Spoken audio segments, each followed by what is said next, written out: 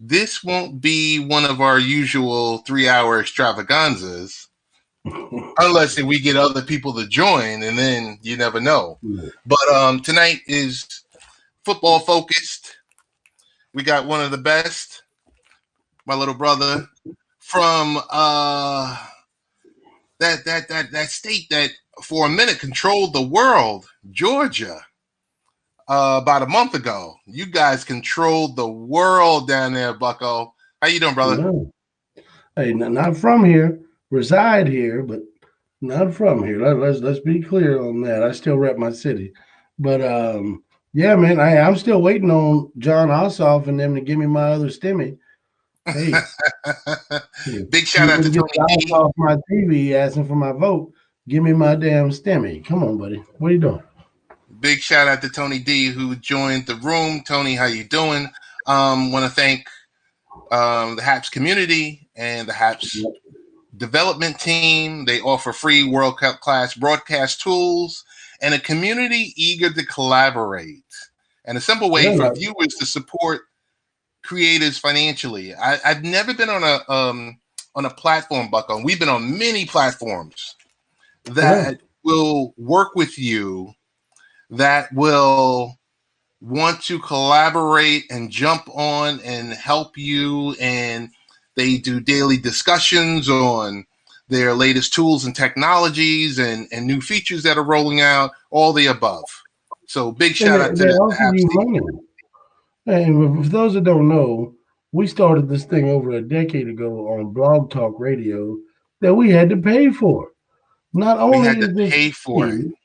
They give you money if you do certain things. And shout out Tony. I've been to Warner Robins before many a times actually. Hell of a baseball city down there. I know they love their little league and high school baseball down in that region. But I've been in and out of there installing fibers, so I know all about Warner Robins. Tony says he wants his stimmy also. He wants a stimulus, and everyone's wondering. Before we get to football, we're going to talk a little bit of, I guess, the world. We'll talk about people need the stimulus checks in the worst way. We get it. There's the different administration. We get the fact that there needs to be time for the process to kick in. But people are hurting. People need the stimulus. People need the additional help. If you look at it over the past 10 months, 11 months now, if you're telling me, the initial $600,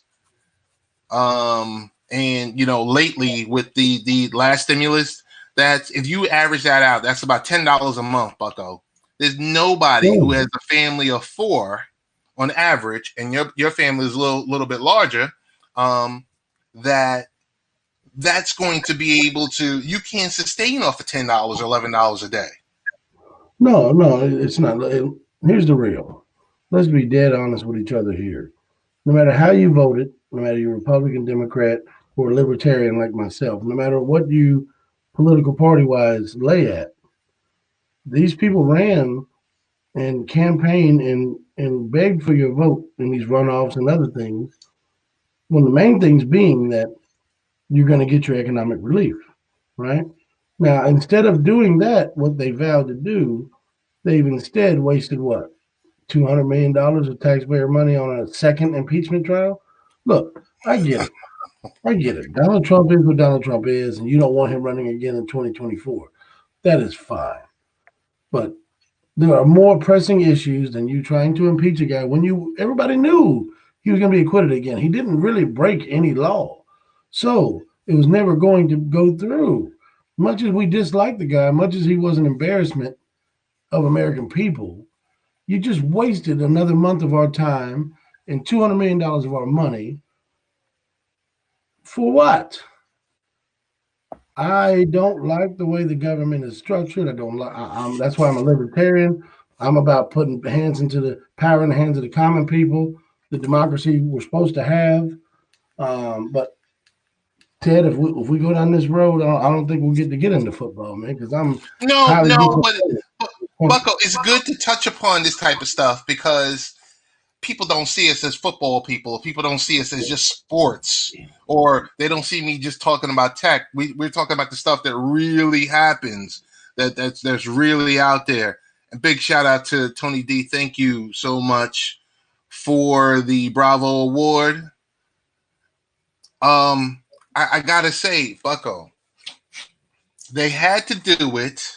I understand if they had to do it, but when the math doesn't make sense and you don't have the numbers, why go down that route? No, Why go down that route? The thing is very simple. It's about pride. And these politicians are playing political pride games with my tax dollars. I have a large problem with that. Now, I'm not one to sit here, again, I'm learned, I'm well read, I know what I'm talking about when I talk politics.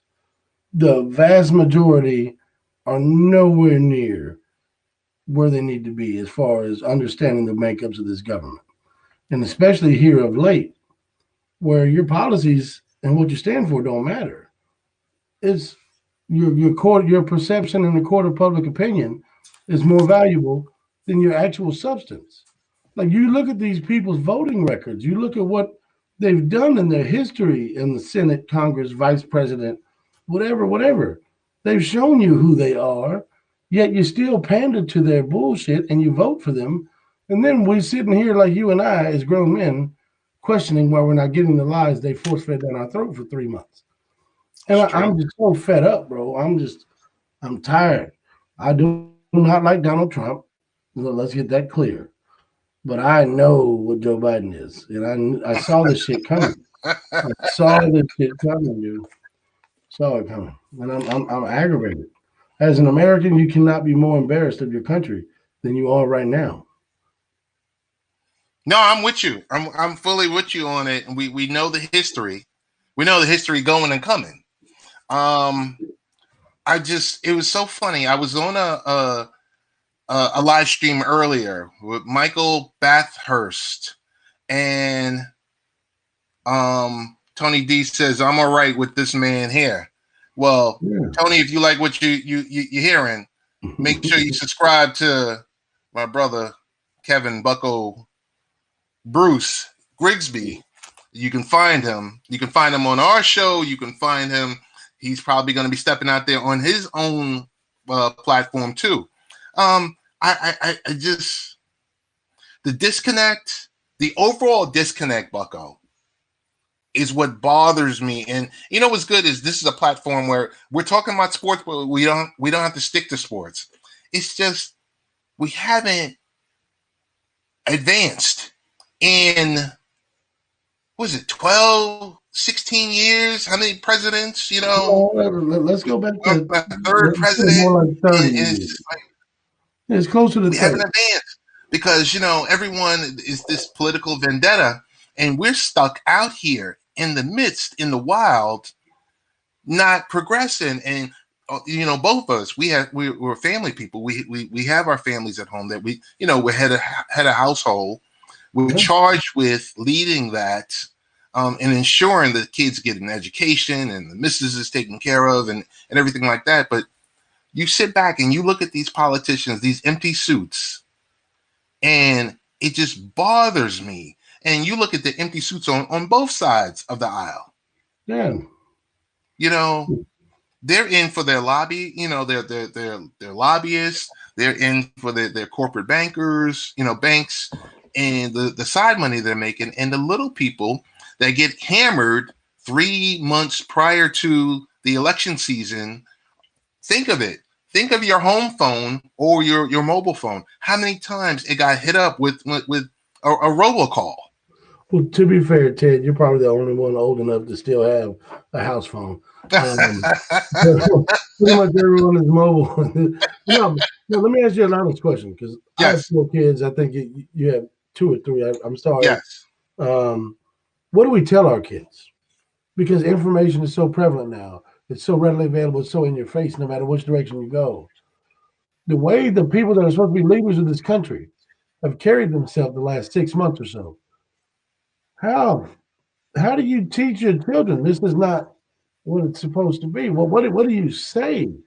What do you tell them to give them hope that this can be eradicated or this can be what it has meant to be or had been prior? And then, secondly, let me piggyback off that. My oldest is 14, Okay. and she's become real cognizant of the democratic socialist movement. She reads the Communist Manifesto. Just to give you an idea, she's like going out there with her thoughts. She's trying to think out of the box. Give her credit with that. But she's of the belief that the middle-aged American is the problem with the country. And how do I tell my daughter this information that she's being told and said is it's not right? Like there's a misinformation campaign going on, and how do you teach your children the proper way of the democratic republic that we're supposed to have? Like I'm lost, bro. I just throw my hands up and say I don't want to talk about it anymore. You've got to tell your young girl, your little girl, is to continue on because she's at that age. She's about to enter. She might be in her first year of high school at 14. Correct? She's ninth grade. Right. She's got to take that political science class and dig and do her research and find out what's what. And you've got to be there, you're there more as like in our work terms, like a router. Yeah. Hey, I'm going to point you in the right direction of the right information. This is what's happening. And then from there, you're going to have to make your own decision. I have a 19-year-old, my daughter, and I try to not sway her either way. And right. She's like, "Oh, I love Bernie. I love this, and I love this one." I said, "Okay, that's fine, because that's your specific demographic. What are you getting out of this? Because it's great to say free college for everyone. It's great to say free everything for everyone. But Bucko, when we're gone, I'm gonna be gone before you're gone. But when we're gone, look at how fat I am. You might when we're gone, who the hell is paying for this stuff? Dude, that's what I keep trying to explain to my daughter, man. There Who's was paying for this? In that satirical movie, what was it, Team America? The people at South Park made it. And there's this line in there that says, "Freedom isn't free. It costs folks like you and me." Like they're making fun of socialism and what have you during this satirical movie, but it's dead honest. Like free healthcare, free college, this free. It's not free. Nothing is for free. Hey, Yassine, thank you for joining us. We're going to talk NFL and we're going to talk Bucks in a minute. We just wanted to get through the yesterday and today's politics and kind of stuff that Bucko and I talk about. Bucko, nothing's for free, and you know that. Maybe a kick in the ass. That's about it. Hey, look. I'm all about I have a broad spectrum of friends and colleagues, people that I talk with. I feel it's best to converse with people who don't share your opinion so you can get a full spectrum. One of the smartest guys that I know, he's a doctor. He's a brilliant dude, makes a lot of money. Either way, he peeped me to a lot of the stuff that Bernie Sanders talks about, this democratic socialist stuff, where they talk about just redistribution of money that's in government already, covering these things instead of the taxpayers. Like he broke down to me, our military budget is $1 trillion. He said we could easily operate the military on half of that, and that other money that goes out can cover health care for everybody. Just half of the military budget can cover health care for the whole entire country. Well, okay, you're talking numbers, you're making sense. If you can mathematically make it make sense, and you can make it to where you're not taking 6 cents of, $6 out of every 10 that I make, I'll listen to you. But you're not going to tax me to the teeth and have me going to work to only bring home 40% of what I earn. I will never be on board with that. Bucko, we're going to transition. We're going to go to something lighter. We're not going Absolutely. to talk football yet, but I have someone made a football comment. Yeah. Danny's favorite player, LeBron James. He said in 2011 he could have definitely transitioned to the NFL. Oh, You no call doubt. bullshit or not? No doubt. Dude, LeBron James would have been every bit of the best tight end in football. Travis Kelsey, no. Tony Gonzalez, no. We'd be talking about LeBron damn James. Because look, the guy, remember Antonio Gates, longtime Charger. He was a basketball player at Kent State. Never played football. Didn't play football in high school. Played 1 year of walk-on football at Kent State. He turns out to be, I think, the third best tight end ever. It's something about that 6'8" ish, 6'6" ish athletic freak of a basketball player is what established the tight end position for what we know it now. LeBron James, if that lockout would have happened and he came to play football, telling you right now, he would have been one of the better tight ends to ever play this game. The guy's 6'9", 240, runs like a friggin' stallion. I would have loved to see it. I was all on board for this, but it never materialized. But dude, LeBron would have been a problem in this league, man. He really would have. Could you have seen him the type of player that would have transitioned between two sports, or he was Yeah, just did it during the lockout and that's it? he could have been Bo Jackson, bro. He could have. We've never had the basketball version of Dion and Bo and Brian Jordan. We've never had that. It's always been football, baseball. I would love to see one of these natural athletes from the NBA transition to a box out wide receiver. You know what I'm saying? Small forward during the winter, basketball player, tight end during the summer and fall. It'd have been beautiful to see it. We have yet to see it because the two seasons, interlock with each other. NBA normally starts in Right, December, right. and that's the height of the NFL season. So that's why you've never seen it. Um, Bucko, how are you and your family dealing with COVID and being safe and masking up and remote school, and how's the Grisby family doing? I'm gonna be honest. I'm probably gonna piss some people off. We we bucked the system, Ted. The kids are back in school. We're back to living life. We went to the park the other day. We are trying to find ways to find some sense of normalcy because I see my kids are losing their mind. They're so in these tablets and Netflix and YouTube and this and that. I want to get them outside and just like throw rocks at them. I want to just let's go do something.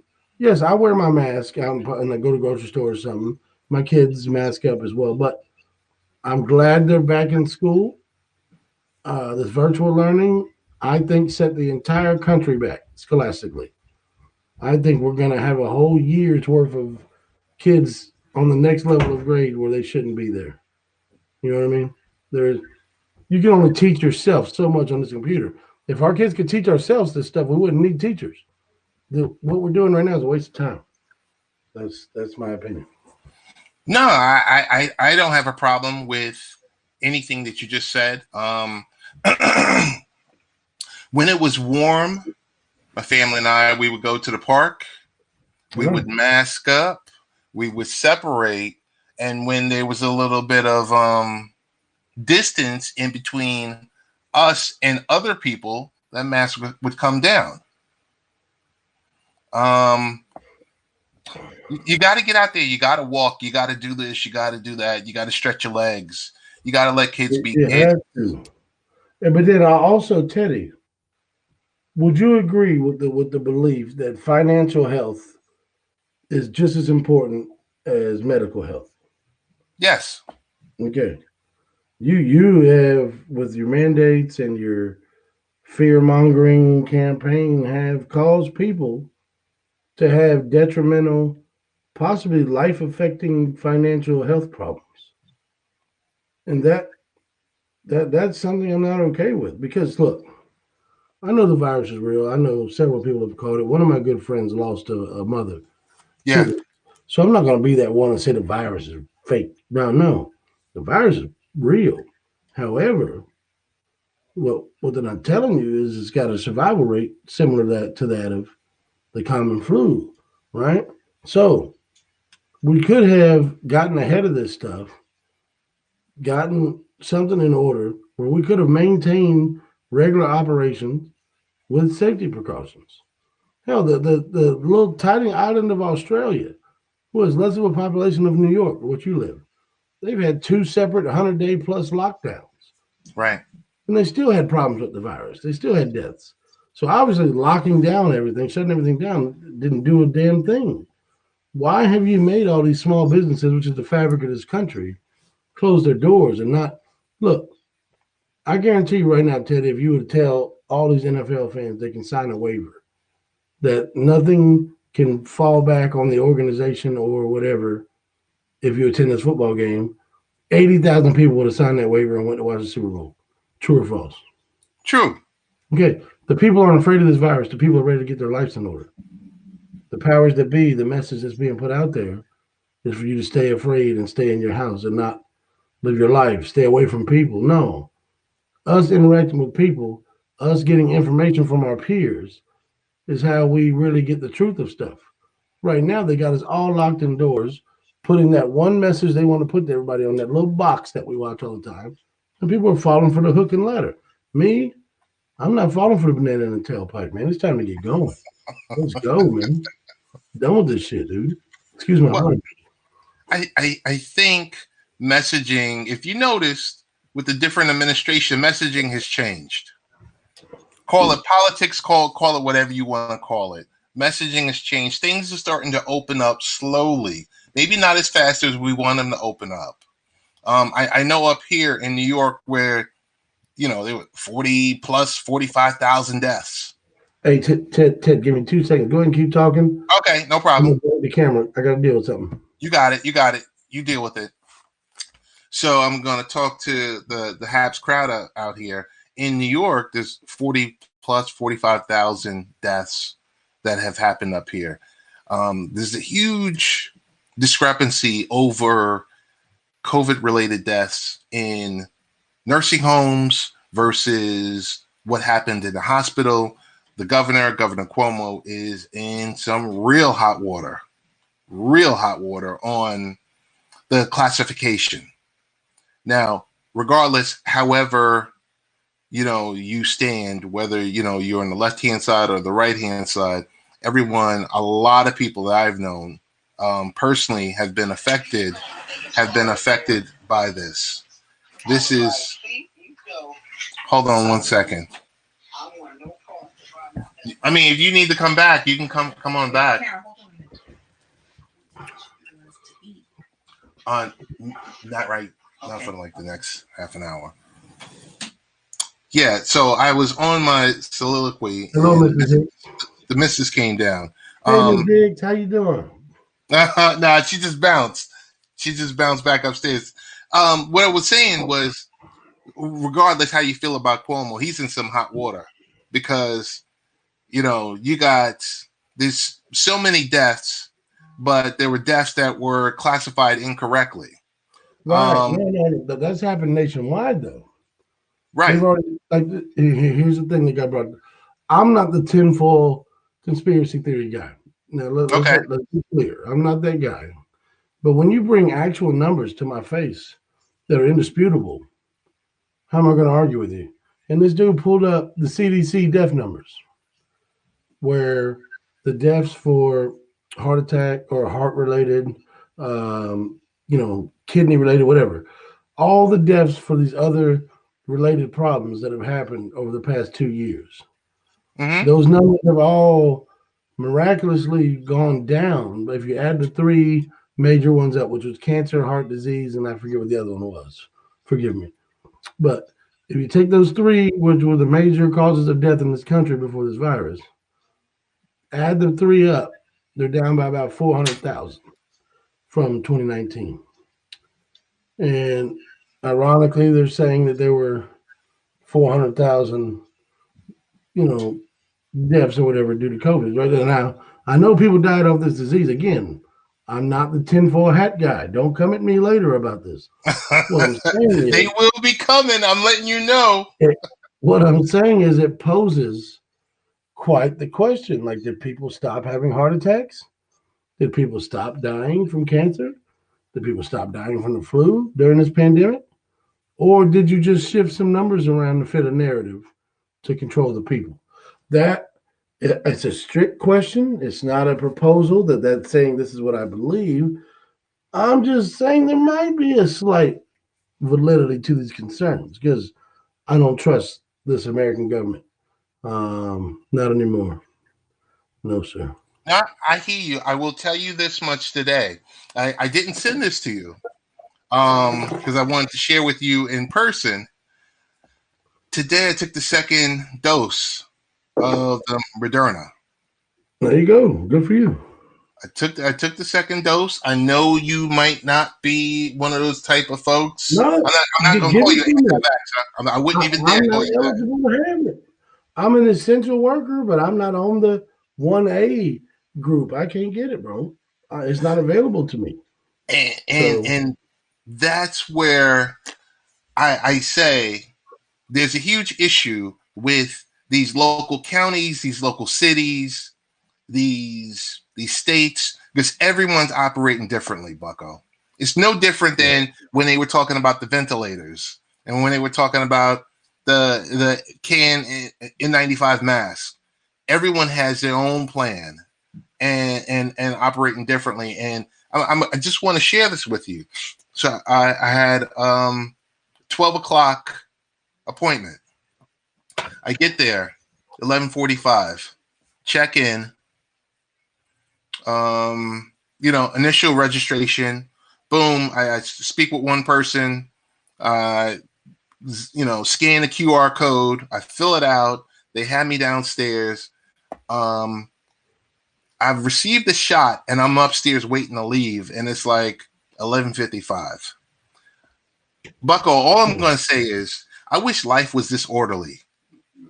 They had that thing so orderly put together where it was, I don't want to say it was like a factory, but it kind of was. They had you in and out of there. And I wonder if that's the experience that other people are going through. I highly doubt it. I don't know if it's a Long Island thing because people up here think they're uppity and everything else like that. But the fact of the matter is this thing should be at the point of anyone can walk in or schedule, maybe not walk in, but anyone should be able to schedule, get their shot, and go. Because everyone needs to get back to living their lives. Well, here's the thing. Each state gets an allotment of 100,000 of these things a week. And then you got to give 2 doses per. So Right. a city like Atlanta with 8 million people in Atlanta, at that rate, you're looking at 6 months just before you have capacity just to give each citizen 1 dose. And then they're tiering this thing to healthcare, then to this, then to that. A guy like me or a guy like my wife who, is a stay-at-home mother, we're not going to get this thing until the so-called herd immunity has already happened. Then at that point, what's the point? I've been outside. I've been working. I haven't missed a day of work. I've done everything. I lived my life during this pandemic, and I'm good. I've never got it. So at this point, like, fuck it. Y'all get your vaccine. Let's get to work. Let's pack out Tampa Bay in September. I want to be there week 1 when they hoist the banner and give out the rings. Can I do that, please? Before we start getting to the regular questions, thank you for talking about non-football related things. What do you envision for the NFL next year? I may be a dumb doubt, but I'm pretty smart. Come on, stop it. What do you envision for the NFL for next season? Do you envision stadiums half full or filled all the way? Packed to capacity. No. The NFL, the $9 billion conglomerate that is the NFL, lost a shit ton of money this year. Mm-hmm. And a lot of people who are huge fans like myself missed the live experience, missed the feeling of normalcy. And I have a strong belief that those ticket prices are going to more than double, and they're still going to pack every stadium every week. Even Jacksonville is going to sell out. Even the Jets. The Jets are going to have hope, and those PSLs are going to be ringing. Bucko. I feel like from September we will beat this thing, bro. All of a sudden, it will be gone. I will just mention this, and we can dive into the NFL stuff. I think 2022. I think this year is going to be a wash because you're going to have the haves and have-nots. You're going to have the people that are going to say, "Hey, I'm not doing this," versus, "Okay, I'm ready to do this." Versus, do we have the adequate amount of doses to give to the people? Sad thing happened today with Bucks Nation with Vincent Jackson. Some sad news. So we got to say rest in power to Vincent Jackson. I want to turn it over to you. What happened and what did you hear? Well, first of all, this man was a free agent to the Bucks franchise back when we were terrible. We were borderline laughing stock of the league. Vincent Jackson came over here from San Diego on a very lucrative at the time 6-year, $65 million contract. Very lucrative at the time he signed it. And he became a pillar for this team, a pillar for even to this day. Very active in the community, multiple charities, multiple functions that he did with the city. Very, very sad day. That's one of my favorite players of this team. And to my knowledge, what I'm able to dig in and get some information from guys that I know that are plugged in, around December, around Christmas time, he went missing. And the family reported him missing. Police found him. Everything was okay. But for the last 3 weeks, he's been living in this hotel in Brandon, which is a suburb of Tampa. He's just been living in this hotel. Apparently, the man's going through some stuff, whether CTE, whether, in the beginning of his career, he had substance abuse issues. I think he had 5 DUIs, a couple of failed drug tests in the beginning of his career there in San Diego. That's how we were able to get him away from there, that they didn't want to pay him long term. So, again, just a great man, a great teammate, a great pillar of the community. Same age as me, Ted. We literally are a couple of months apart. And the speculation is that during this 3 weeks of him alone in this hotel, he overdosed some type of way and has passed at the age of 38, found alone by himself on the floor of a hotel room. A man like that deserved a much better way to go out. He had much more to give to this world, I believe. It's just a sad day, man, for the Bucks Nation, for Chargers fans, for football fans, no, for just people. This was a good man, a great man who did a lot and doesn't deserve to be dead today. And prayers to his family. I couldn't imagine what they're going through right now. It's tough. Yeah, no, that's some really heavy stuff. Because when I saw the news article, and then when I kind of dug into it and I saw it was Brandon, I said, man, because I used to live in Valrico, man. Valrico and Brandon right next to each other. I said, oh man, it's just I don't know. If it's CTE related, or we won't find out for a while. It's so sad to hear these stories. But unfortunately, Bucko, there's a lot of these stories. It's not going to stop. This concussion protocol, this player safety stuff, the reason it's so prevalent and so active right now is because they know, hey, we ignored this shit for a long time. These guys are just the same with the guys that go overseas and fight for this country. These brain injuries, this PTSD, that this trauma you do to your brain, it has irreparable effects. And you see it time and time again. And there's a lot of guys that are able to get help. A lot of guys that are able to defeat their demons. But for every one of them that's not, there's three, that go through what guys like Vincent Jackson go through. They have nothing to turn to, you know what I mean? And they get found on a hotel room floor. The shit is sad. And again, that's one of my favorite players of this team. I mean, Bucko, the NFL as a whole. I mean, yes, it's a family.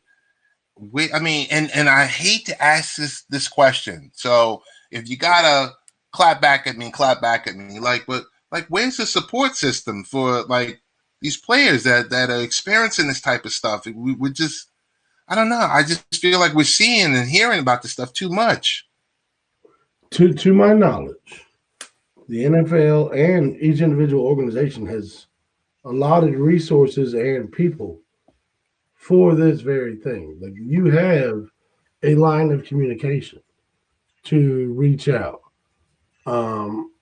If said individual doesn't swallow their pride and accept or ask for help, but what can you do, right? Right. All you can do is learn that, hey, we didn't do enough in the beginning. All we can do is get better. And that's people as a whole. Mental health, you got to understand. This ADD, these learning disabilities, there's so many bipolar, there's so many mental conditions right now that when you and I were in school and dealing with, crazy kids, that there was a little special classroom where the crazies, they put them in there, right? But there was no like acceptance or understanding of ADD or whatever, depression, or I'd never heard of any of this stuff until as we've gotten older, they've done more studies and become more cognizant of what mental health is, substance abuse, drug addiction, depression, bipolar, ADD, whatever. There's now a wealth of information about it. Whereas just 15 years ago, we were ignorant to what this is. We just thought, oh, that motherfucker's crazy. There was no sensitivity, no understanding of it. And I think there is now. And I think we'll get better with time, but there's going to be a lot more Vincent Jacksons, I think, over the next few years. Wow. Unfortunately, we're going to move on. Bucko, Super Bowl 55 draws an audience of 96.4 million viewers. Does the NFL have a ratings problem? I want to just pose this question to you because it was a great matchup. We go back to 2015. I think the ratings was about 114, 115 million. Is it so? Question one, is it a ratings problem? Question two, is it a backlash of social justice? Like, what's your take? Neither, because what that number doesn't give you is the streaming number. You have to go and find the number of streams. There were over 60 million streams. You add the two together, you're talking about a 140 million rating, which puts it up there in about the top 15-ish of Super Bowls all time. See, the people, now that they're being at home and now the technology is being integrated the way it is to people's direct home, they don't have to pay for cable subscriptions. They don't have to watch it through your typical plugged-in variety. They can stream all these multiple options via Hulu, Yahoo, whatever. The streaming numbers are there to give the NFL their ratings, and that's where, remember, we had this conversation a couple of years ago. The DirecTV contract is coming up, I think, very soon. I think this might be the last year. This is it. I think this is it. Right. So what you're going to see is a free market, a free system where YouTube TV, Hulu, Sling, all these companies are going to get a piece of the pie where you're going to have a broader range to watch all this stuff, a broader range of advertisement dollars specific to the audience, with information gathering. I think this becomes a more lucrative television deal for the NFL because you're not based upon 100 million people sitting in front of their TV at home. These people worldwide can stream this stuff walking down the street on their phone and you're getting paid for it. So, yes, the typical rating system This is the worst Super Bowl since I think it was the Colts and the Saints Hmm. back in '06.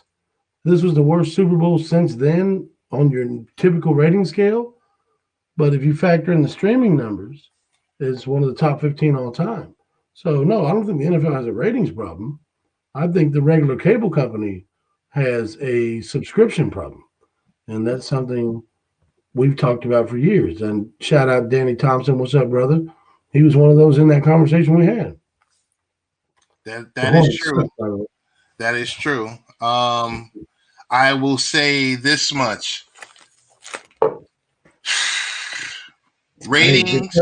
tell Danny Thompson LaMelo Ball Rookie of the Year. Tell him I said that. That guy's a beast. I love watching that kid play, man.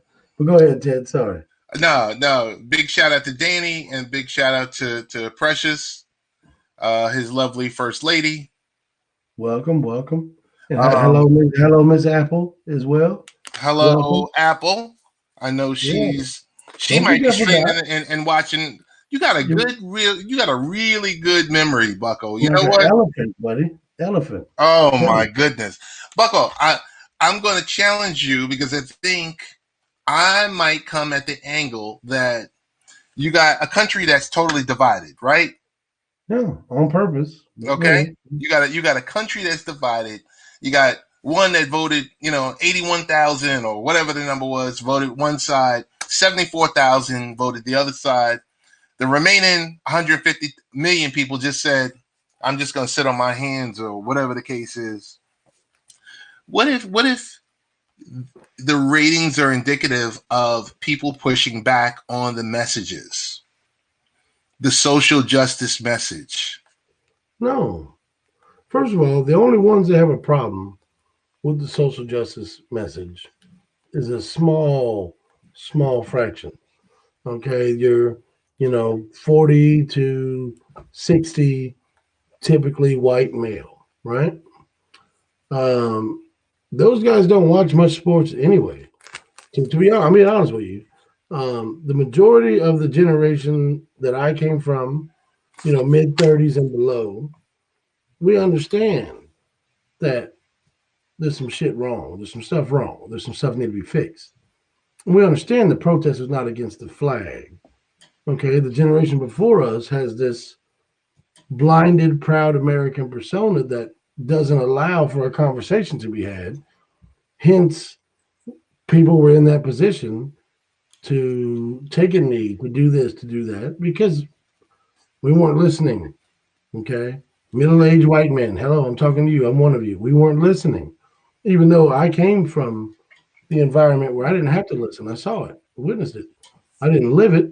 I can't sit here and say I know what it's like to walk in a black man's shoes, but I grew up in a impoverished part of Tampa where white people were not a majority, or not were not a majority. So I experienced a lot of stuff that normal white people don't see. So I was empathetic in understanding of the plot at that point. But it took drastic measures, people kneeling on the flag, people doing this and that, just for you to pay attention. Why does someone have to do drastic stuff for you to listen that, hey, there's some flaws here. Let's fix some stuff. So, no, I don't think that was a ratings killer for the NFL. I don't think that was a ratings killer for the NBA because let's face it, old white men aren't watching basketball anyway. So let's be honest. We're on late night parents here. We're not here to hurt any feelings, but if you get hurt No, by but we're here to it, have a very frank conversation, and yeah, I definitely appreciate it, and our viewers do too. yeah, I'm gonna football question: Jacksonville Jaguars director of sports performance Chris Doyle that fucker. resigns amid backlash. Why did this hire happen in the first place? We had this conversation weeks ago, me, you, and Tori. Remember, I told you this is a piece of shit human being. He Yes. is a great football coach. He's a terrible human being, right? Already in his first four hires as a coach, already made the most controversial hire we've had in a long time. Look, the guy literally got fired for bullying and racially profiling and spewing racial slurs to his players at a major university. You bring this guy in as your strength and conditioning coach when he got fired at a major university for that, when you are coaching in a league that's 78% black? Yeah. You thought that would be okay? Again, all right. I'm gonna take you back. There was a story that someone told me a long time ago. Go This ahead. guy, this guy that was interviewing to get a job with the Gators when Urban Meyer was there. He was a Stanford grad. Wore his Stanford sweater to the Meyer residence. Knocked on the door. You know, Urban Meyer's wife answered the door and said, "Oh, you're from Stanford. Yeah, y'all take too many choir boys. You can't win with choir boys. I don't know if this is gonna work." This is what the man's wife said to a man. Imagine the conversations that those two people have privately, where she was comfortable enough to tell a man with a Stanford sweater, "You can't win with choir boys," right? So they have this attitude that you need the chaos, you need the crazies, you need the Aaron Hernandezes, you need the racist Riley Coopers, you need these guys, the Pouncey twins, you need these guys on your team to win. So what he's doing is he's bringing that push the envelope guys over there. Now, granted, the backlash, he had to resign. He didn't resign. He was told, "Yo, you got to resign, bro. You got to." But again, it speaks to Urban Meyer and the character of Urban Meyer. He's going to get you a winning football team because he evaluates talent. He knows what a good player looks like, but he's an absolutely ain't shit human being, and he's going to be that, I think, forever. Danny, thank you for the Super Heart Award. Bucko, I saw an interview over this past weekend, and the interview, and probably one of my, favorite coaches. I mean, he was never a Jets coach, but Tony Dungy. It was Tony Dungy. It was Michael Smith, who was the journalist. It was Rich McKay, who's the Falcons CEO and chairman, and it was, oh man, I just forgot his name. Jeez, he was the coach of Detroit Lions. Oh, Dan Campbell. You talking about now the coach? Who? No. He was the OC of the Ravens, and then he did some work with the Colts. Oh man, You're talking about why am I drawing a blank on his name? I'm drawing a blank on his name. But here's the deal. I'll continue with the story if you want to look up his name. Yeah. They were talking about coaching. They were talking about the Rooney Rule. They were talking about coaching hires and the pipeline. Jim Caldwell. That's who it was. Totally escaped my mind. So they was talking about the coaching pipeline. Rich McKay was like, listen, this is going to change in the next 4 to 5 years. You're going to see we're setting up the pipeline as we see fit. The question is, when do we get to a point that the discussion is no longer about they didn't hire this black coach or these coaches didn't sniff an interview, and it just becomes about talent? When do we get there? You can have that conversation when the numbers match. Bro, again, it's like I talked to you about with the whole virus and the deaths and this and that. Look, when you have a situation that the numbers don't align with what you're telling me that there's an equal playing field. You're telling me these guys are given the same opportunity when your numbers don't support it at all. There's not one black owner. I think there's 2 executives, right? Right. Then you're talking about the head coaches. There's only 4. That's what, 25%, or not even. Excuse me. Not even. That's terrible math. That's 1/16%. Either way, the problem is very simple. You're not putting forth the equality that you say is there. Now, I'm not saying the Rooney Rule or affirmative action or forcing people into this is the answer. Because honestly, I think that creates more rebellion amongst the generational bigoted rich white male, right? Trying to You tell can't, them what they have to do with their money Bucko. You is can't never tell a going to make them. billionaire what to do with their money. Never. And especially, you even though they are bigots, most of them, you tell them to their face they're a bigot and tell them they have to do better, they're going to go the opposite direction. What you have to do is stop talking about it. And I know it's hard to say it, and it's definitely harder to do it. But I think I heard Morgan Freeman like 20 years ago in an interview. So you want racism to go away? Stop talking about it.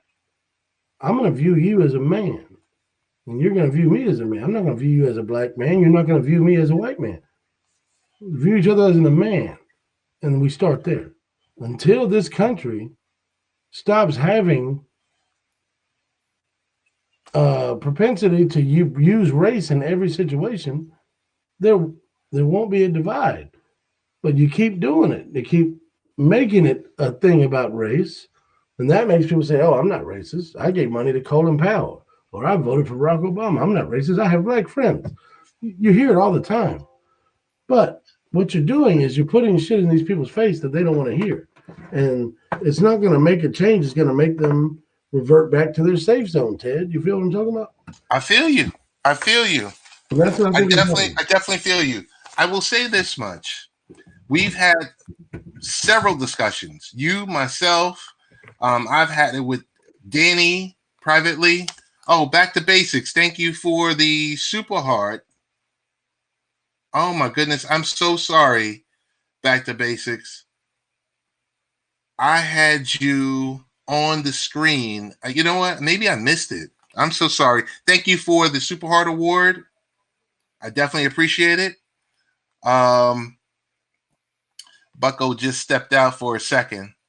And what I guess I can go on my little soliloquy and say, when we get to the point of the coaches and sniffing interviews, not sniffing interviews, or the like, Eric Bieniemy, for one,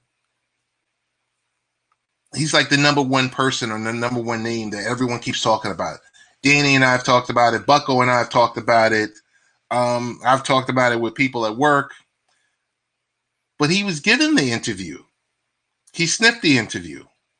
So whatever happened in the interview is another question. Now, whether or not a person interviews bad or if that's code or not, hey, the person didn't interview the correct way or interviewed bad. He's given opportunities. Now, I don't know with Eric Bieniemy if it's something else, if it's, he's just at the pinnacle right now as a coordinator and people or owners or GMs don't see him as a head coach. Heavenly Dew, thank you for joining this chat, and hello from Dallas. I think in Texas, I think there's some winter, like some wicked winter storms going on down there. So I hope you're being safe. My other issue is with a person like Byron Leftwich, who didn't sniff an entire interview at all. And I know a lot of people are going to say it's because, the Bucks were in the playoffs. The Bucks ran the table to the Super Bowl. Understood. But at some point, something has to be figured out so that some of these candidates, especially the candidates that we saw, at least get a sniff of an interview. You have to, because as much as we like to say that this is an issue or this is, it's Bruce Arians or it's the great Tom Brady. Yes, he's the GOAT. We understand that. And Bruce Arians is a offensive guru. Yes. But who's putting together the game plan? Arians might be calling the plays. Leftwich is sitting there behind the scenes working this stuff out with Brady, and not to get an interview? Come on. That's not racism. That's, I don't know. It's just how the jobs are just laid out, and you hear and see about the retreads.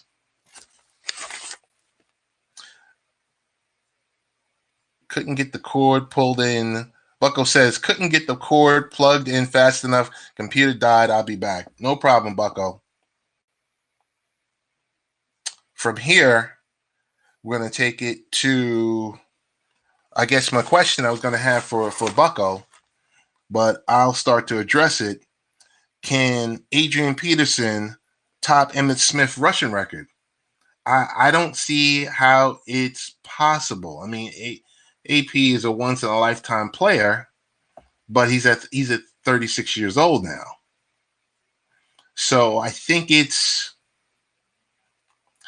going to be questionable this next season to 2 seasons on the different opportunities. I mean, if he's on the Washington football team or on all these various teams, he's not getting a full workload. So I don't see, because currently right now Peterson has 14,820 rushing yards. No, putting he him will not fifth. come close. No. Say it again? He won't come close. No. So my question to you, and I'm just going to read this through. Can Adrian Peterson top Emmitt Smith's rushing record? I said he's at 14,820 yards, putting him 5th. He's 449 yards behind Barry Sanders, 1,100 or so yards behind Frank Gore, and who exactly has 16,000 yards. And Peterson is 3,535 yards behind Smith. Do you see any way? No.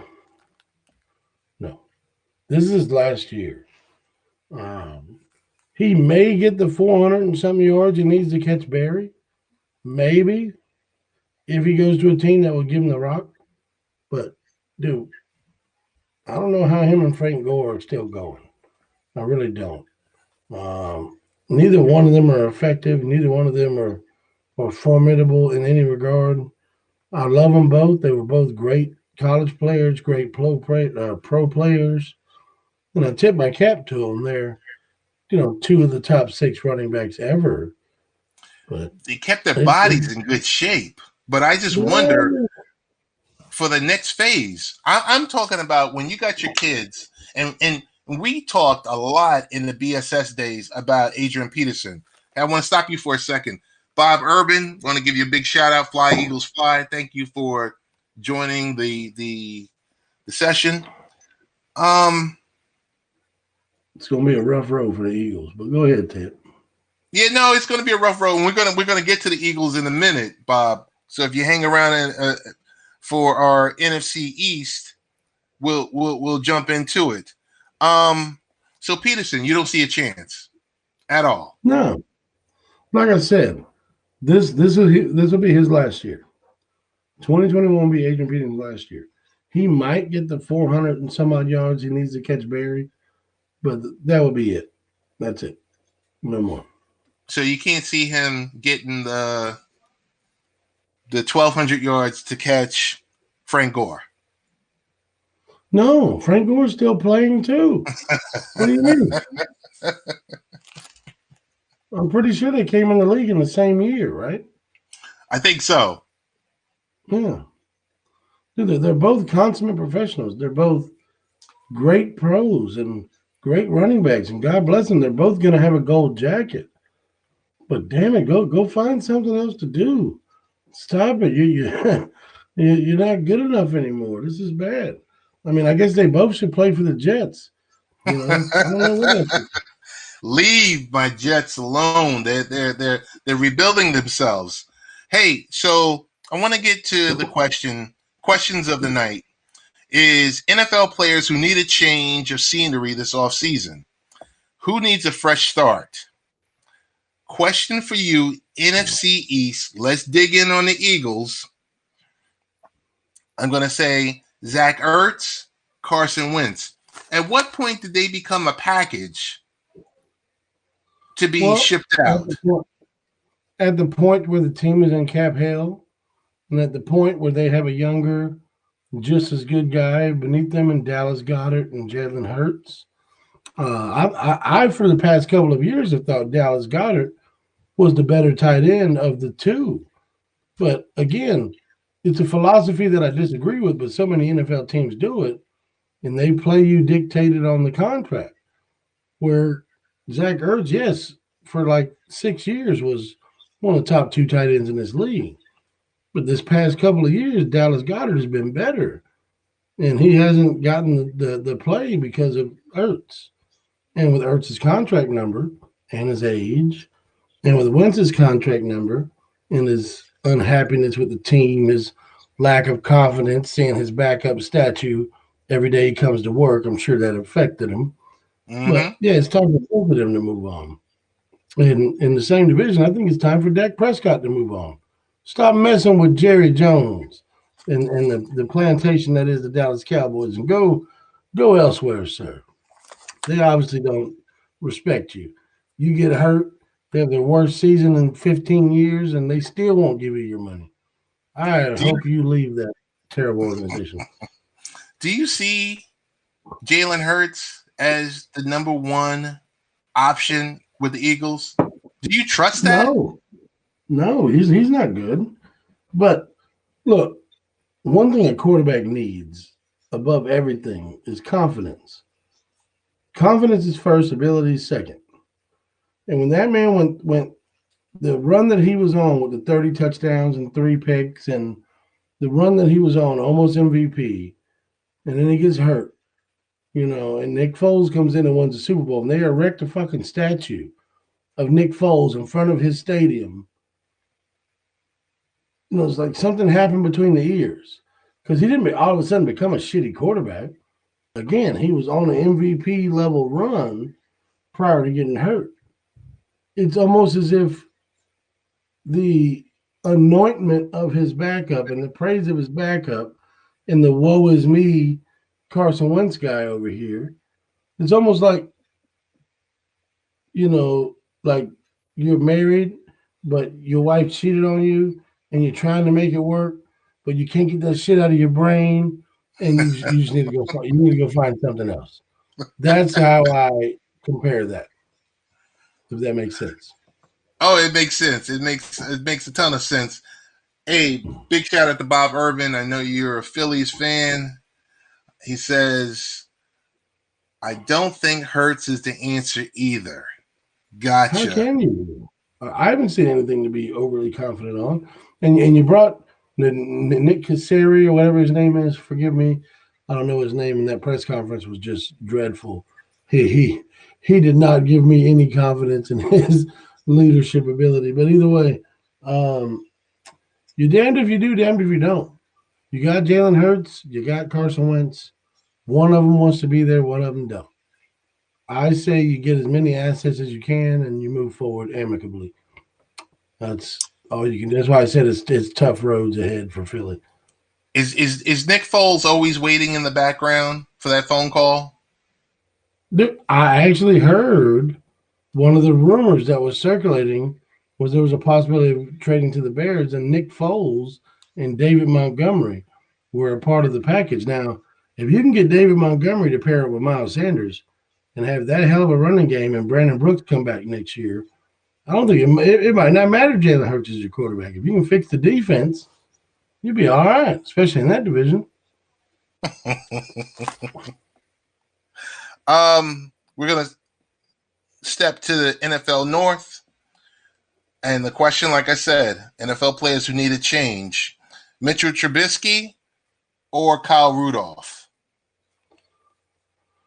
I don't think either need a change because I don't think either are any good, especially anymore.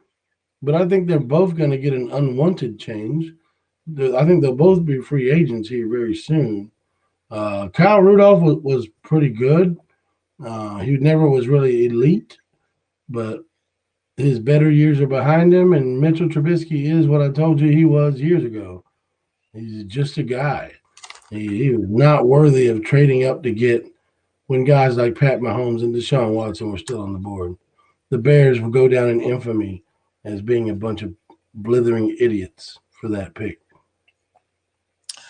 I want to stop before we go to the NFC South, and I'm just going to put out there to you, the Bucks. Your Bucks almost cut Leonard Fournette before that epic playoff run.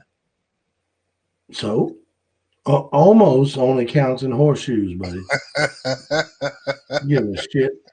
Playoff Lenny was incredible. He was a vital piece to the run that we made. When Rojo went down with the ankle injury plus COVID, but as we know, they were using COVID as a way to store hurt players. So we'll just call it an ankle injury. I love Ronald Jones. Ronald Jones runs hard. He runs angry. But Leonard Fournette did not play well. It's almost like he didn't grasp the playbook or didn't grasp the concept of what he was being asked to do. Then Rojo gets hurt, and all of a sudden, playoff Lenny becomes this thing. And that man had one of the better playoff runs of any running back in history. You know, the man obviously had to interview for his next job, whether it be with another team or whether it be back here with us. I don't think he's coming back, but no, he at the beginning of December, end of November, he deserved to be cut. He was teetering on usefulness, but as great players do, that switch flipped, and he did what we needed to do. And I'm glad we had the wherewithal to be patient. So for NFC South, playoff Lenny or Jared Cook? Neither. Jared Cook's a bum. He's lost them the last two playoff games they played by fumbling. Jared Cook's out of the league. And playoff Lenny doesn't need a change of scenery. He needs to stay here in Tampa, take this little $3 million we can give you, and get you another one. Jared Cook, I think, needs to retire. I don't think he's any good. I think he's very, very underutilized there in New Orleans, very turnover prone, very drop prone. I don't think he's any good. Leonard Fournette is good, and a team like Pittsburgh, a team like the Jets, not trying to keep throwing your team out there, but a team in need of a solid running back, they can go out and get him, but neither one of you have any money. So the way the cap is being lowered and the way 60% of the league is over the cap, it kind of helps us on a one-year basis, I think.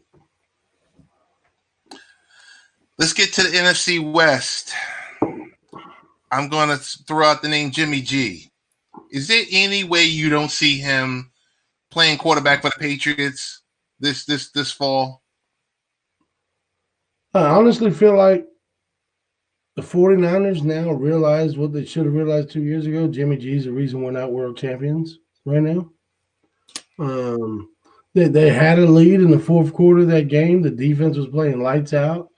Jimmy G couldn't hit a wide open fucking target to ice the game. Yeah. And then the year he had this year with the one high ankle sprain. What, he played 3 games off an ankle sprain? The guy, I don't think he loves football. I think he likes porn stars and being a celebrity more than he likes football. Well, it's the West Coast. It's the West Coast. What do you want? I get it. You're a young, handsome guy with great teeth. You have $100 million in your bank account. You're in LA. He's got some great hair too. Yeah, hey, I don't know what that's about. But, either way, a guy like Bill would help him rehome football. Because, dude, you have to love this game. You have to sacrifice. You have to be the consummate professional. Have you seen that TB12 method? Have you seen what Tom Brady has eaten for the last 10 years? Like next to nothing. Dude, the man literally eats raw chicken and broccoli. That's it. Plain chicken and raw broccoli and avocados. I don't know if you like guacamole. I hate it.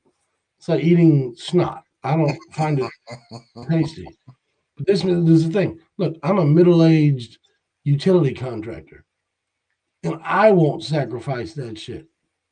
This man is a multi-millionaire with a multi-millionaire supermodel hot wife, and any amenity any man could ever want readily available to you. He does not drink alcohol. He does not do this. He does not do that. He sacrifices everything to keep living this dream. That, my friend, is a rarity in this world.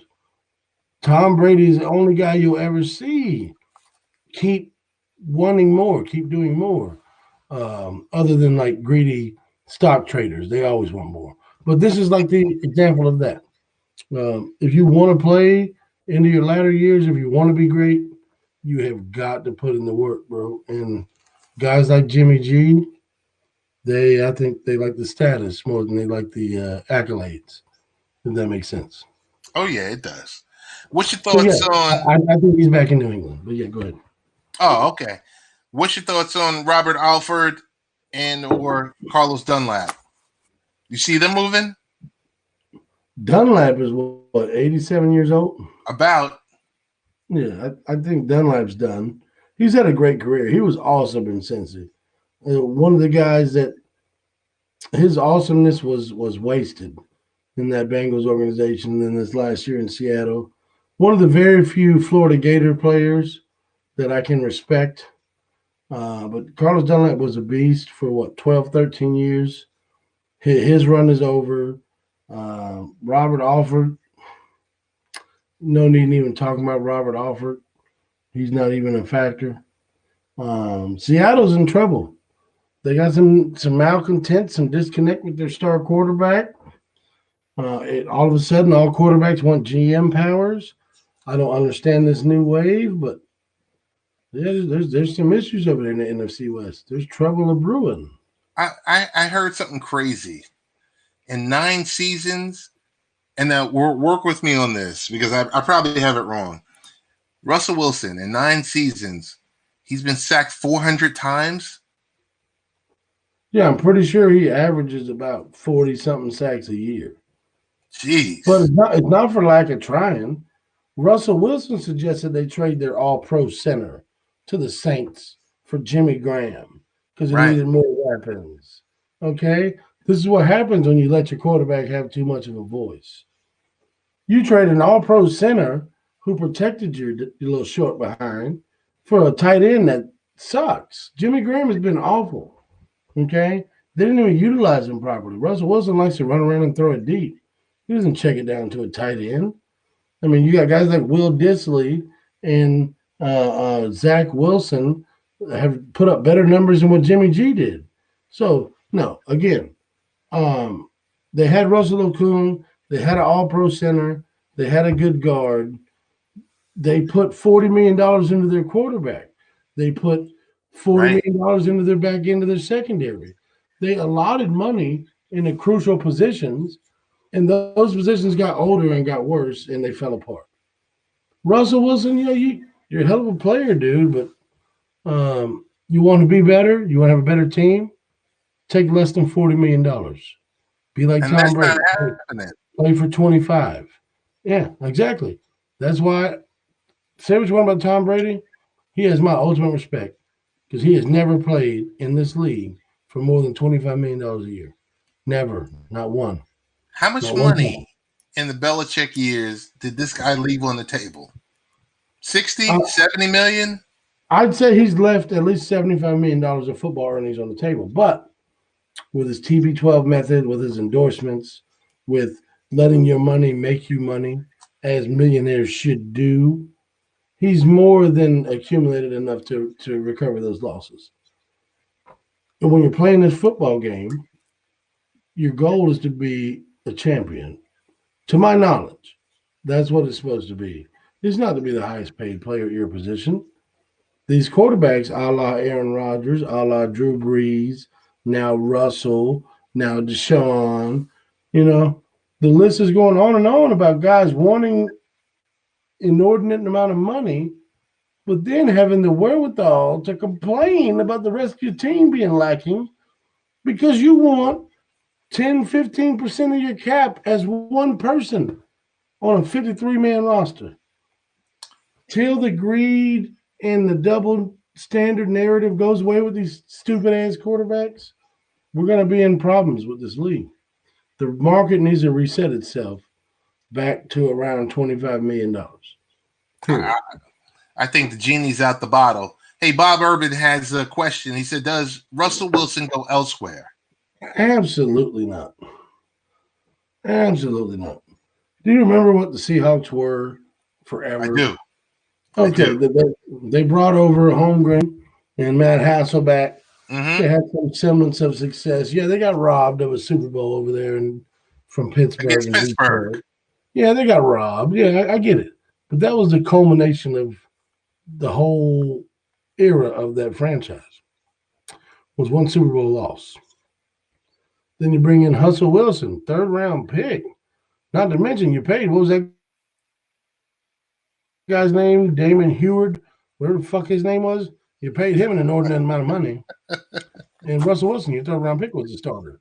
Mm-hmm. And you go to a Super Bowl, and you could have won. You really could have won that. You really could have won that second one if you hand the ball to Marshawn Lynch. You know what I mean? You really could have won that second one, but you didn't. So, granted, this organization has got a very large history of losing and mediocrity. Russell Wilson has given you every bit of success that you have. The 12th man, that field, that Bill Gates money y'all have rolling in. I don't think you have any of it if Ron Zook is your head coach right now. You know what I'm saying? You guys have had some poor dealings. You better be thankful you got Russell Wilson. No, he's not going anywhere. Get that man a damn running back. Get that man an offensive line, and stop playing around. And utilize your assets.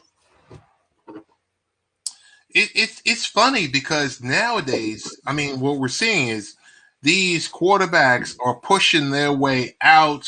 These quarterbacks are more vocal. And I'm not saying that's good or that's bad, whether or not they're vocal, because, like I said, if you're a quarterback for a team, I don't think if they signed you for quarterback, not for quarterback and GM. Now, it worked for Brady for him to say, "Hey, go get Gronk or go sign AB." That worked, but I'm just saying, I wouldn't be surprised if Wilson goes somewhere else. I would be very surprised. All right. Do quarterbacks grow on trees, Ted? No, they don't. When's the last time you had a franchise quarterback over there on Flushings? You want to talk about the Jets? Vinny Testaverde when he was like 39 years old. You mean the one the Bucks drafted that wasn't shit for us either? Look, this is my point. Since Broadway Joe, since 1970, six? What's that, 44 years, Ted? Yep. You've been waiting for a quarterback. Been waiting. Okay. And the why would Russell Wilson be available? Why? The closest we got was Testaverde and the 1 year with Favre. No, you forgot the great Chad Pennington and Mark Sanchez. You forgot. I don't want to mention Sanchez and Pennington. That arm was just, everything was a duck. Dude, I just remember playing Madden and Pat Summerall, Chad Pennington. That was just one of the greatest things ever. But no, seriously, dude, franchises do not get franchise quarterbacks often. The Packers have been lucky. The Colts got lucky there for a nice little run. The Bucks had just had to trade, or not trade, but get a 43-year-old free agent to get our best quarterback ever in the 48th year of our franchise's existence. Right. This shit doesn't. When you have a guy like Russell Wilson that you were lucky enough to acquire in the 3rd round, you do whatever you got to do to keep him, to even entertain the notion of trading him. The same with the Texans. And to entertain the notion of trading Deshaun Watson is retarded. They're not going to do it. They're not going to trade him. Carson Wentz, you trade that guy because he might be the white Jameis Winston at this point. His mental is skewed. But Russell Wilson, Deshaun Watson, you don't trade those guys. That's It's dumb. Bucko, we're getting ready to come to a close. Yeah. I got to roll. I know you got to roll. I'm trying. Thank you for jumping in here to talk. Next week, we'll talk a little AFC. Yeah. Maybe later this week, we'll talk a little AFC. I want to see if you got availability. It's on you. I'm good on Wednesday. Wide open Wednesday. All right. So we'll talk on Wednesday. But I definitely want to thank you for joining. Bucko, what's the best way that people can get in contact with you? On Twitter is the only social media site that I actually am active on. I think Facebook is the devil. I just share pictures of my kids with my dad there. But I know at Bucko Bruce 83 on Twitter. Engage me. I only got like 800 followers. I'm not special. I will rock with you. Let's go. And that's a wrap. Bucko, thanks again. This is Late Night Parents, and we are out. Go Bucks, baby.